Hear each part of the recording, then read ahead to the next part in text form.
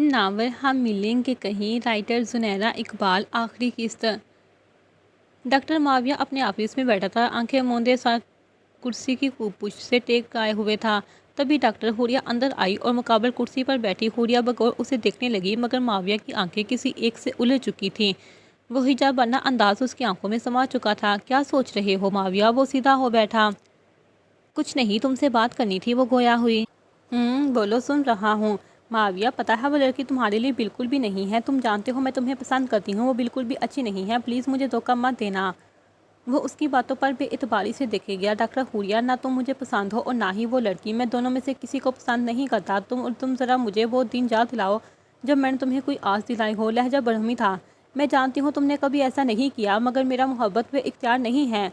ठीक कहा तुमने, मोहब्बत पर किसी का इख्तियार नहीं होता, कम अज़ कम भूल जाने पर तो इख्तियार होना चाहिए ना। लिहाजा तुम आइंदा ऐसी बातें मुझसे मत करना। हम जहाँ पर अपनी ड्यूटी करने आते, ज़िंदगी और मौत की कश्मकश में रहने वालों को बचाते हैं, ना कि जे हम प्यार मोहब्बत करें, अपना फ्यूचर बना ले या ऐसा फजूल सोचे। कहते हुए वो खड़ा हो चुका था। लहजा तलक था। उसने टेबल से फ़ोन उठाया और ऑफिस से निकल गया। वो बस तन्हा बैठी रही। वो रात देर गए तक घर आया। सभी सो चुके थे। अपने कमरे की तरफ जाते हुए उसकी नज़र फाड़ कलीद के कमरे पर पड़ी, जहाँ से मदम सी रोशनी बाहर नजर आ रही थी। उसी तरफ चला आया। दरवाज़ा नॉक करके अंदर आया। फाड़ कलीद जाग रहा था। उसके हाथ में डायरी थी। वो कुछ लिख रहा था। माविया उसके पास आ बैठा। कैसे हो? मैं फ़र्ट, तू सुना? उसने माविया से कहा। तेरी तरह मैं भी फ़र्ट, मगर ज़्यादा हैंडसम। कहकर वो मुस्कुराया। ये तो है, उसमें कोई शक ही नहीं। क्या लिख रहे हो? कुछ नहीं, बस फ़राक़त में इस डायरी को स्याह करता रहता हूँ। डायरी अब बंद कर दी। सब ठीक चल रहा है हॉस्पिटल में? हाँ, बस चल रहा है। जिसे ज़िंदगी मिल गई वो ठीक, जिसे ना मिली इस पे क़यामत। वो खड़ा हुआ। सो जा अब, जब तक जागेगा। माविया दरवाजे की जानिब बढ़ा। बस सुन, वो रहा। शादी कब कर रहा है? कोई बैंड बजवा, बहुत सिंगर रह लिया तूने। उसकी बात पर चेहरा कदर सुर्ख हुआ। करूँगा और जल्दी करूँगा, मुस्कुरा कर कहा और कमरे से बाहर निकल गया। हम मिलेंगे तुम तमन्नाओं की छतरियों के तले, ख्वाहिशों की हवाओं के बेबाक बोसों से छलनी बदन सौंपने के लिए रास्तों को। हम मिलेंगे ज़मीन से नमूदार होते हुए आठवीं ख्यालाती दुनिया बराज़ब में उड़ते हुए कलीम पर। हरमीन के रिश्ते के लिए कुछ लोग आए हुए थे। कलीम साहब का दोस्त अपने बेटे का रिश्ता लाए थे। लड़के वाले जितना खुश, उससे कहीं ज़्यादा हरमीन का दिल उदास था। हल्का सा मेकअप किया, मगर रौनक फिर भी ना बख्शी गई। हरमीन और माशियत को गुफ्तगू के लिए काम में भेजा गया। दोनों ही काम में टहल रहे थे। खामोशी थी, गहरी खामोशी। दोनों के दरमियान फासला था। उसके साथ कदम न मिला पा रही थी। उसकी जगह अगर सलीद होता, भाग कर नज़दीक हो जाती। हाय दिले नदां की बेवसल उम्मीदें। माशियत ने अपने बारे सब बता दिया। वो बस खामोशी से सुनती रही। आप इतनी उदास क्यों ना बात कर रही हैं और ना ही जवाब दे रही हैं? क्या कोई मसला है? मुकाबल खामोशी रही। मोइस को देखते से उसकी आंखें अनकारी थी। नज़रें झुकाए उसके सामने रुकी। वो उसे ही देख रहा था। अब खुलकर बात कर सकती हैं, मसला नहीं। हरमीन की नज़रें उस पर उठी। मोइस हर लिहाज से परफेक्ट था, मगर उसका दिल किसी से मिल चुका था। अगर मैं कहूँ मुझे रिश्ता नहीं करना, तो फिर जो बात नहीं, जिसका जो नसीब में खुद भी जबरी रिश्तों का कायल नहीं, वैसे कोई ज़बरदस्ती कर रहा है क्या? मोइस क्यारियों में लगे फूलों को छूने लगा। नहीं, कोई ज़बरदस्ती नहीं है। तो फिर किसी को चाहती हैं क्या? उसने चंबेली का फूल तोड़ा। जब टहनी पर था, खिल रहा था, हाथ में आते ही मुरझाने लगा। धीरे धीरे सुकड़ता गया। वो खिलना बाकी न रहा। मैं जिसे चाहती हूँ वो मुझे नहीं चाहता। वो किसी और के गम में मुब्तला है। इस फूल को देखो, हथेली पर रखा। वो फूल मोइस ने उसके सामने किया। इंसान की मिसाल है। मोहब्बत मिल जाए तो हम खुले रहते हैं, ना मिले तो मुरझा जाते हैं। फ़कत यादें रह जाती हैं, जैसे उस फूल के मुरझाने पर सिर्फ खुशबू रह गई। हरमीन को लगा वो पहली बार नहीं मिल रहे। सबसे बड़ा मसला है कि यादें तकलीफ़ देती हैं, बाइस अज़ियत होती हैं। खैर, तुम्हें वो ज़रूर मिलेगा। और जिस दिन तुम दोनों मिल गए, मोइज़ गज़ान, तुम्हें खुद मिलने आऊँगा कि मिल जाने वाले कैसे खिलते हैं। वो मुस्कुराया। आपका दिल दुखा है मेरी बातों से? नहीं नहीं, ऐसा नहीं है। मैं वाकई चाह रहा हूँ वो मिल जाए। वैसे मुझे फ़िलहाल तुम पे एक शेर याद आ रहा है कि शायर कहता है कि हम लोग हैं दरगाहों में बांधे गए धागे, हाजात की तकमील तक याद रहेंगे। मोइज़ अब जा चुका था। क्यारी में लगे फूलों पर अब वो हाथ फेर रही थी। हम मिलेंगे कहीं किसी बार में, अपनी बकाया बची हुई उम्र की परमाली के जाम हाथ में लेंगे और एक ही घूंट में हम ये स्याह स्याल अंदर उतारेंगे और होश में आने तक गीत गाएंगे जो आज भी अजबर याद है। वो खूबसूरत सी शाम थी। माविया आज छुट्टी पर था। सुबह देर से उठा, फिर दोस्तों की तरफ निकल गया। असल में वापसी हुई। फ्रीज होने के बाद किचन में चला आया। जो माही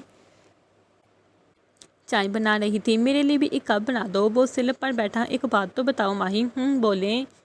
یہ رینا کیسی لڑکی ہے؟ ماہی نے اس کی جانی مشکوک نگاہوں سے دیکھا۔ ڈاکٹر صاحب سب خیریت تو ہے نا؟ ہاں ہاں، بس ویسے ہی پوچھ رہا ہوں۔ اچھی ہے، امی کو بھی اچھی لگتی ہے، لگتا ہی نہیں ہے کہ کوئی غیر ہے۔ چولہا کم کرنے لگی۔ میں بھی یہی چاہتا ہوں، وہ غیر نہ لگے۔ کیا مطلب؟ کچھ نہیں کچھ نہیں، چائے میرے کمرے میں پہنچا دینا۔ وہ جانے لگا۔ آج شادی پر بھی جانا ہے، ماہی نے بتایا۔ کس کی شادی؟ تمہاری منگیتر کی۔ اس بات پر اس کا قہقہ بلند ہوا۔ مطلب اس چڑیل کی ہوئی نہیں ابھی تک ہے؟ تم لوگ چلے جانا، مجھے معاف ہی رکھو۔ اور تم میرے روم سے میری بک لے کر گئی تھی، کہاں ہے؟ چائے کی میں ڈال رہی تھی۔ کون سی؟ ماہی انسان بنو، جلدی بتاؤ کہاں ہے؟ ہاں یاد آیا، میرے روم میں ہوگی، لے لیں۔ کچن سے نکل کر روم میں چلا آیا۔ پہلا قدم دھرتے ہی وہ ٹھٹکا۔ سامنے ٹیرس پر کھڑی تھی، براؤن بال کمر پر جھول رہے تھے، اشارت کرتی لیٹوں کو کان کے پیچھے اڑستی۔ خاموش قدم اٹھائے اس تک آیا۔ رینا امین۔ وہ یکدم پلٹی، فوراً منہ پر ہاتھ رکھا۔ آپ جائیں یہاں سے، کسی کے پردے کا بھی لحاظ رکھا جاتا ہے؟ کیسی مخلوق ہیں آپ؟ جیسی مخلوق ہی ہوں، وہ کہہ کر سر جھکا کر ہنسا۔ مجھے بھی لگتا ہے کہ تمہیں مجھ سے پردہ نہیں کرنا چاہیے، مگر کیوں؟ وہ غصہ ہوئی۔ نارمل تو ہو جاؤ، اتنا گھبرا رہی ہو تو کیسے بتاؤں؟ بس آپ بتائیں۔ اگر میں کہوں کہ تم مجھے اچھی لگتی ہو تو پھر یہ کیا کہہ رہی ہیں آپ؟ بے شک اپنے میں جان بچائی، میری آبرو کی حفاظت کی، یہ آپ کا بہت بڑا احسان ہے، میں شکر گزار بھی ہوں، مگر یہ بات بالکل بھی ٹھیک نہیں۔ کیوں اس انکار کی وجہ؟ کیا میں ملک زبیر کی طرح دکھتا ہوں؟ میں نے تو ایسا نہیں کہا۔ تو پھر جب عزت سے اپنانا چاہ رہا ہوں، اپنی عزت بنانا چاہ رہا ہوں، تو برائی کیا ہے اس میں؟ ڈاکٹر صاحب، یہ کسی لحاظ سے بھی ٹھیک بات نہیں۔ کیسے ٹھیک نہیں کرنی؟ فضول بات کہہ رہی ہو؟ معاویہ نے 2 قدم اس کی جانب بڑھائے۔ رینا کی پلکیں جھکتی چلی گئی۔ تو بتائے رینا امین، کیا ڈاکٹر معاویہ عرفات کو تم قبول کرتی ہو؟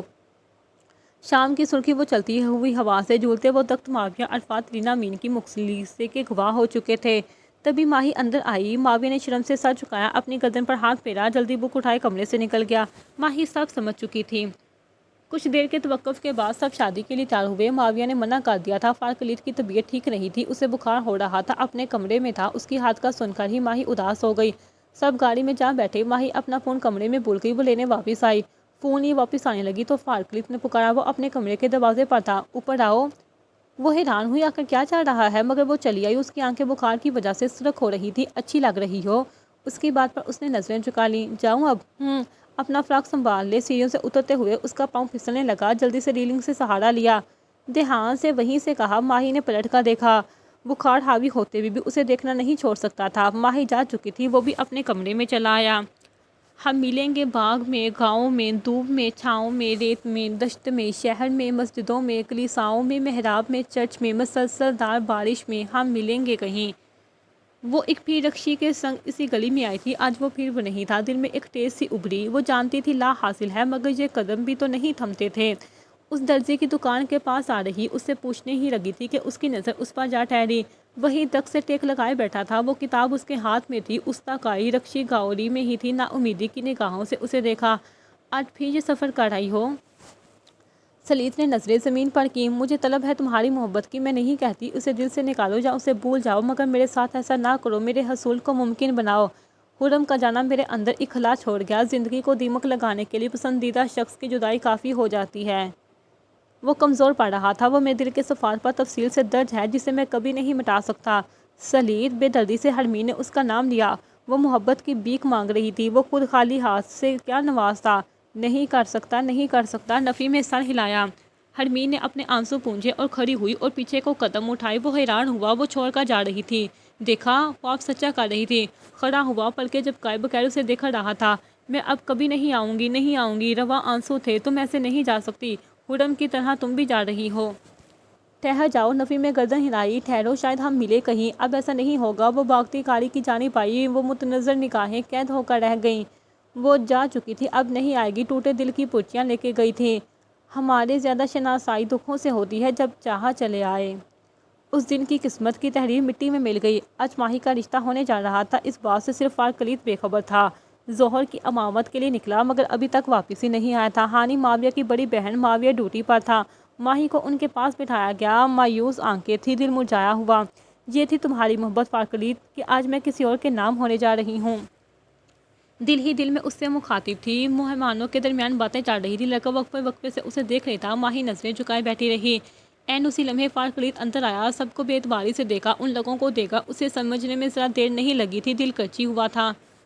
ماہی نے اس کی جانب دیکھا، آنسو رخسار پر پھسل گئے، وقت تھمسا گیا۔ فارکلیت کا چہرہ حقائق سناتا تھا، دکھ کی ملال نہ ملنے کی۔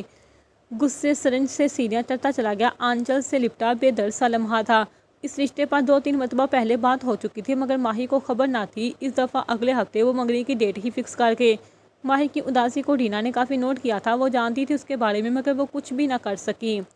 وہ دن آ ہی پہنچا۔ اسے تیار رینا نے کیا تھا، اداسی تھی، چہرے سے ہٹ نہیں رہی تھی۔ وہ کمرے تیار ہوئی بیٹھی تھی، رینا اس کے گھٹنوں پر ہاتھ رکھ کر بیٹھی۔ میں تمہارے لیے ضرور کچھ کروں گی، صرف منگنی ہی ہو رہی ہے، نہ ٹوٹ بھی سکتی ہے۔ حرف تسلی بخش تھے۔ مہمانوں کی آمد ہوئی۔ ماہی کو عشر کے ساتھ بٹھایا گیا۔ وہ ادھوری محبت کا بوجھ لے کر بیٹھی تھی، اس سے بڑا کوئی بوجھ نہ تھا۔ فارکلیت گھر ہی نہیں آیا تھا۔ معاویہ کے کال کرنے پر وہ عذر کر گیا، وہ یہ لمحات نہیں دیکھ سکتا تھا۔ رینا تیار ہوئی، سانولی سی رنگت مائل کر رہی تھی، پنک کلر کے فراک میں مربوط ہلکا سا میک اپ، ہاتھ میں پلیٹ پکڑے جام میں پھول تھے۔ سیڑھیوں سے نیچے آنے لگی کہ معاویہ سامنے آ گیا۔ کالے رنگ کا لباس زیب تن کر رکھا، کندھوں پر بادامی رنگ کی شال تھی، بازو کوہنیوں تک چڑھائے۔ معاویہ اسے دیکھنے لگا، بلکہ جھپکنے کی گستاخی نہیں کر سکتا تھا۔ اچھی لگ رہی ہو، مسکرا کر کہا۔ پتہ ہے مجھے، بے پرواہی سے کہا گیا۔ بڑا ناز ہے خود پہ۔ معاویہ نے ایک زینے پر قدم دھرا، وہ ایک زینے پیچھے کو ہوئی۔ ہاں ہے تو، اسے دیکھے بغیر کہا۔ ہے کس بات کا ناز، ذرا ٹھیک سے بتاؤ۔ معاویہ شیطانی پر اتر آیا تھا۔ کیا مسئلہ ہے؟ ہٹے، سامنے سے پھول لے کر جانے ہیں میں نے، بے مروتی سے کہا۔ ٹھیک ہے جاؤ۔ سامنے سے ہٹا۔ وہ نیچے آنے لگی، پاؤں فراک میں الجھا اور پلیٹ فرش پر جا گری۔ معاویہ نے مسکراہٹ کو دبایا۔ یہ پھولوں کی پلیٹ تو تم سے سنبھل نہیں رہی۔ معاویہ، عرفات کو کیسے سنبھالو گی؟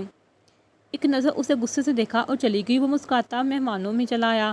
رات کی تاریکی چھا چکی تھی، کون اذیت میں گزرا سب بے خبر۔ بعض اوقات ہمارا دل ہزاروں بار اذیتوں سے پھٹ چکا ہوتا ہے، بس ان کی سسکیوں کی گنتی سے قاصر ہوتے ہیں جو ہم پہ گزری ہوتی ہیں۔ ایک نئی صبح ہوئی، خوشی لوگوں کی مبتلا، غموں کی تو شاید سحر نہیں ہوتی۔ ان دونوں کا سامنا ابھی تک نہیں ہوا تھا۔ آصفہ بیگم کال پر بات کر رہی تھی اور پھر اپنے کمرے میں چلی گئیں۔ لاؤنج میں رینا اور ماہی بیٹھی ہوئی تھی، تبھی ایک بچہ اندر آیا۔ پیارا سا معصومی چہرے سے جھلک رہی تھی، قرآن سینے سے لگا رکھا تھا، سر پر سفید ٹوپی رکھی ہوئی تھی۔ نرم سی آواز میں سلام کیا، دونوں نے جواب دیا۔ رینا اس کے پاس چلی آئی۔ مجھے اپنے استاد سے ملنا ہے، بچے نے کہا۔ کون ہے آپ کے استاد؟ وہی جو مدرسے میں امامت کرواتے ہیں۔ اب کی ماہی بھی اس کے پاس آئی۔ نام تو بتاؤ، رینا نے کہا۔ کس کا؟ اپنے استاد کا۔ استاد کا نام نہیں لیتے، معصومیت سے کہا۔ ماہی مسکرائی۔ اچھا اپنا ہی بتا دو، میرا نام تو امیس ہے۔ آپ دونوں مجھے میرے استاد کا بتا دیں، میں نے ان سے پڑھنا ہے۔ مدح بیان کیا۔ آپ مدرسے میں جا کر کیوں نہیں پڑھتے؟ میری 2 دن سے طبیعت خراب تھی، آج ٹھیک ہوا ہوں۔ میرے استاد کہتے ہیں بلا وجہ حفظ والے بچوں کو چھٹی نہیں کرنی چاہیے، ایک دن کی بھی چھٹی کر لیں تو وہ ڈھیلے پڑ جاتے ہیں، ان کو روز آنا چاہیے تاکہ ٹائٹ رہیں۔ اسے تو آپ حفظ کر رہے ہیں؟ مانی نے کہا۔ جی ہاں۔ امیس تبھی دونوں پلٹی۔ فارکلیت سیڑھیوں پر کھڑا اسے بلا رہا تھا، وہ بھاگا اس کے پاس گیا۔ فارکلیت نے ایک پل کو بھی ماہی کو نہیں دیکھا۔ فارکلیت نے اس کا کام پکڑ کر کچھ کہا اور دونوں کمرے میں چلے گئے۔ کچھ دیر بعد فارکلیت کمرے سے باہر آیا۔ ٹھنڈا پانی پہنچا دے میرے کمرے میں، کسی کو مخاطب کیے بغیر کہا اور کمرے میں چلا گیا۔ ماہی جاؤ تم، میں نہیں جاؤں گی، تم ہی جاؤ یار ماہی، تم ہی جاؤ، بات ہوگی تو سب ناراضگی ختم ہوگی، اٹھو جاؤ۔ مرے قدموں پانی کی بوتل لیے اس کے کمرے تک گئی، دروازے کے پاس رک گئی۔ اسے خوبصورت لہن کے ساتھ پڑھی جانے والی آواز نے سحر میں لے لیا۔ وہ شخص تو شمس کی تلاوت کر رہا تھا، وہ شاید بچہ اسی لہجے میں سکھا رہا تھا۔ کرنے ہی اسی لمحے اسی حالت میں گزر گئے۔ وہ ساکت کھڑی رہی۔ دروازہ کھلا، دونوں اب سامنے تھے۔ فارکلیت نے اس کے ہاتھ سے پانی کی بوتل لے لی، واپس مڑا۔ میری بات تو سن لو۔ فارکلیت کا اٹھتا قدم تھم گیا۔ میں ابھی بات نہیں کرنا چاہتا، تم جاؤ نیچے۔ دروازہ بند ہو چکا تھا، سیڑھیوں پر ہی بیٹھ گئی، سر گھٹنوں میں دیے جھکا گئی۔ ناشتے کے بعد معاویہ ہاسپٹل جانے کے لیے کھڑا ہوا۔ وہ گاڑی تک آیا جب رینا دوڑتی اس تک آئی۔ رخصت کرنے آئی ہوں، مجھے ابھی سے بیموں والے کام، واہ، ایک تو نہ جانے کیا کیا تصور کرتے رہتے ہیں، مجھے کچھ اور بات کرنی تھی آپ سے۔ وہ پاس آیا۔ کیا بات ہے؟ معاویہ کی نظریں اسی پر تھیں۔ رینا سب بتاتی گئی، وہ سنتا گیا۔ کچھ دیر توقف کے بعد پرسوچ انداز لیے کہا۔ ماہی اور فارکلیت کی اداسی تو میں نے بھی نوٹ کی ہے، کرتا ہوں کچھ۔ اب گاڑی سٹارٹ کر چکا تھا، وہ اب اسے رخصت کر رہی تھی۔ معاویہ کے لیے وہ بہت خاص ہو چکی تھی، گویا مانند کائنات۔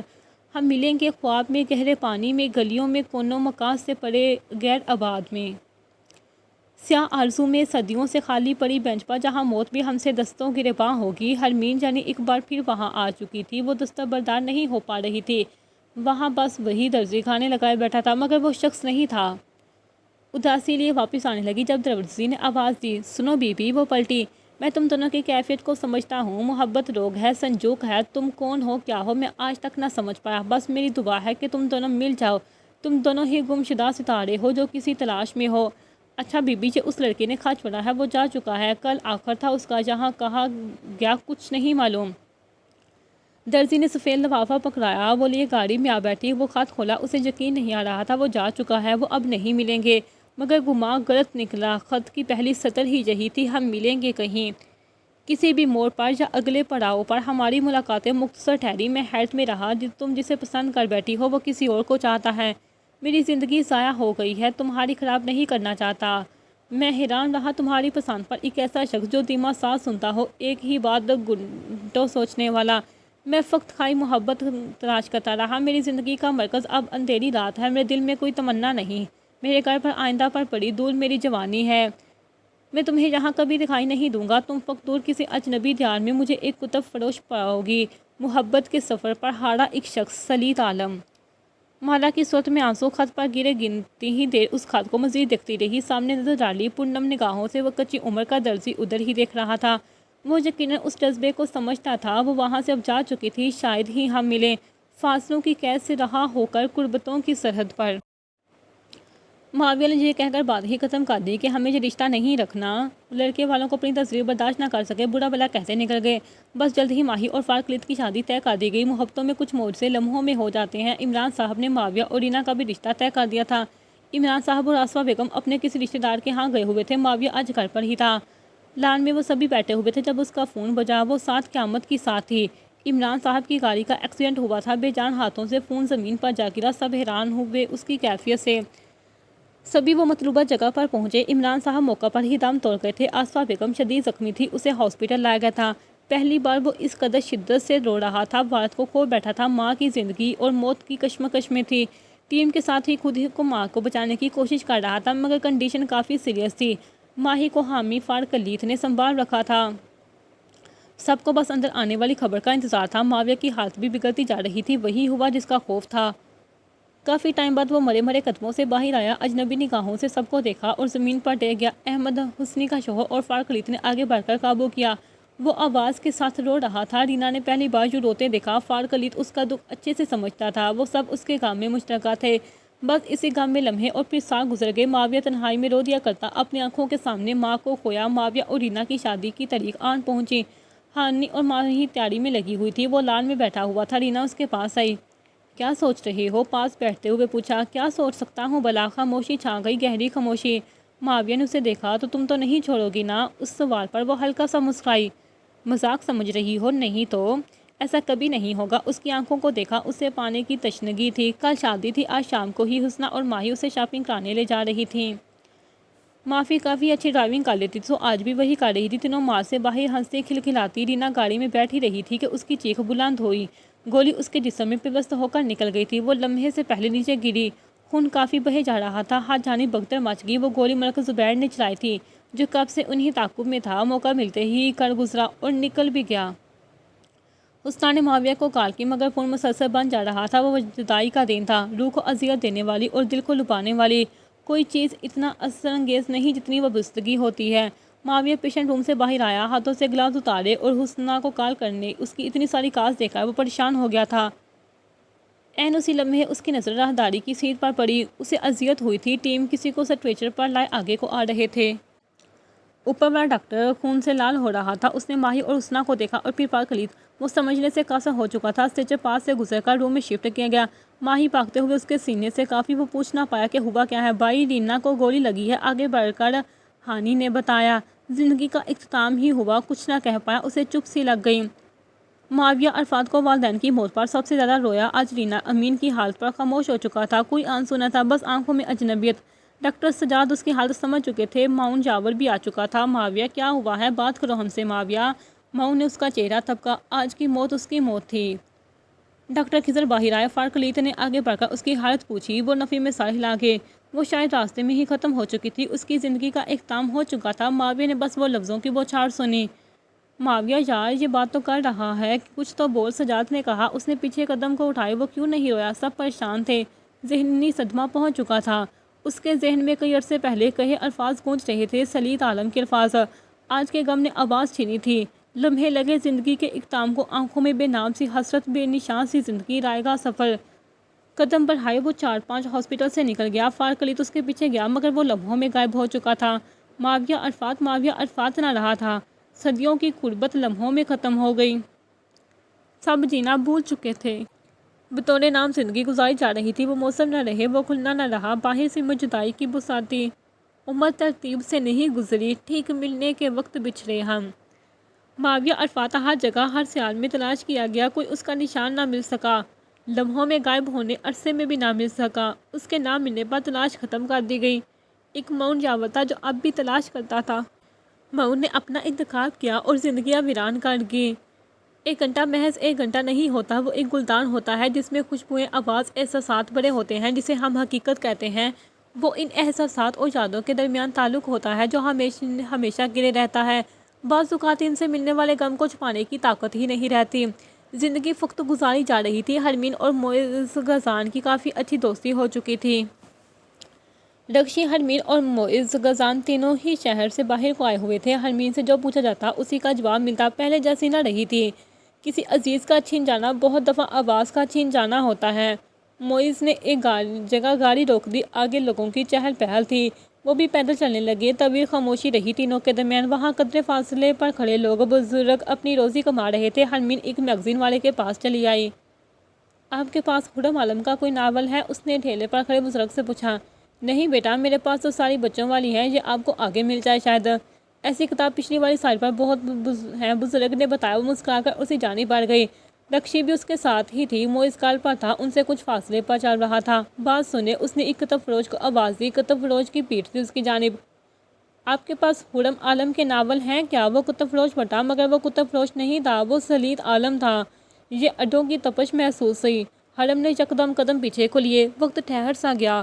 اسے لگا پر جانب خاموش چھا گئی ہے۔ اس نے منہ پر ہاتھ رکھے رو دی۔ سامنے والے کی آنکھوں میں بھی نمی واضح تھی۔ حرمین نے پیچھے کو قدم اٹھائے۔ سلیط عالم نے اس کی جانب اٹھائے۔ تم کیوں آئے ہو؟ تم میرے سامنے کیوں اذیت دینے آ جاتے ہو؟ کہیں دور کیوں نہیں چل جاتے؟ تم مجھے اپنا ماضی نہیں دہرانا سلیط عالم۔ آواز میں کپ کپی تھی۔ خدارا چلے جاؤ، وہ ہاتھ جوڑے کہہ رہی تھی۔ نہ کرو یہ دوری اختیار۔ سلیط استقال، نہیں، اب تمہیں پانے کی خواہش نہیں رہی، چلے جاؤ، اللہ کا واسطہ ہے تمہیں۔ سلیط عالم اس کے قدموں میں گر گیا۔ نہ کرو ایسا۔ ان لمحات کو دیکھنے والا معز غزان تھا، ان کی بے لوث محبت کا گواہ۔ وہ سلیط تک آیا۔ ذرا اٹھے جناب۔ سلیط نے اجنبی نگاہوں سے اسے دیکھا، ہتھیلیوں پر آنسو جذب کرتا اٹھا۔